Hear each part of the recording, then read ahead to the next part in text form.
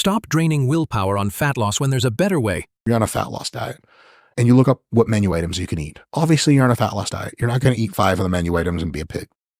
But a lot of real food in the real world, it's tough to get 0 carb.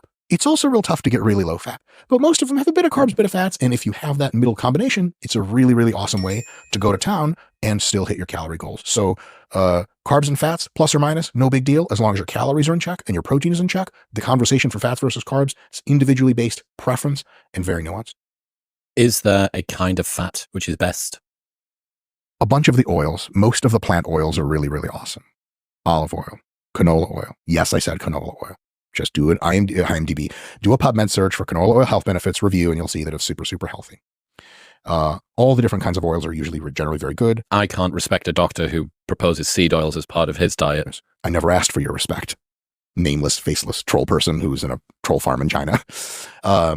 But yeah, by the way, the seed oils thing is really funny. I get smacked for that all the time. But you did a video about why seed oils aren't bad for your health. Yeah, totally. We have that on the RP Strength channel. And like, I was curious about the issue because so many people were talking about seed oils being bad. And I just did like one PubMed search and there was a few review articles that were like, yeah, seed oils generally tend to be better than, so they've done multiple studies where they take people who eat a lot of saturated fats, which are totally fine, by the way, but they replace some fraction of those with seed oils. And in almost every study, the people are months later healthier.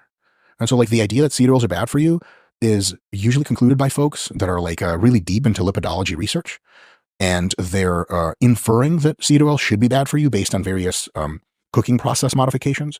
But inference is dope, and I use it all the time in decision making, but it never beats actual empirical randomized control trials, because that's like what the real world actually is. It's like, well, I think Stacy likes me. Go ask her. She's like, no. You're like, okay, I was wrong, right? Inference doesn't beat the real thing. So seed oils are super great for your health. They're totally fine. And then there's all kinds of nuts, all kinds of nut butters, avocados. Those types of fats tend to be amazing. Fats from fatty fish, also super awesome.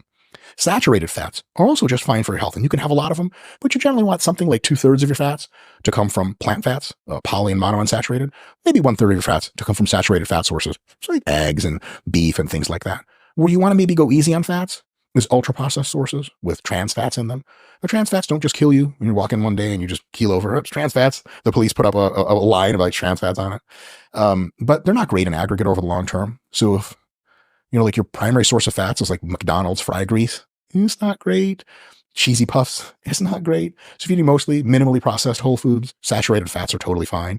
But if you're having trouble with your lipids and your doctor's like, look, you got to change something, replacing some of your saturated fats with poly and monounsaturated fats, just from directly the literature, seems to work pretty well. But it's not a crazy thing. Here's another thing. For many people that listen to this who are already eating a pretty healthy diet,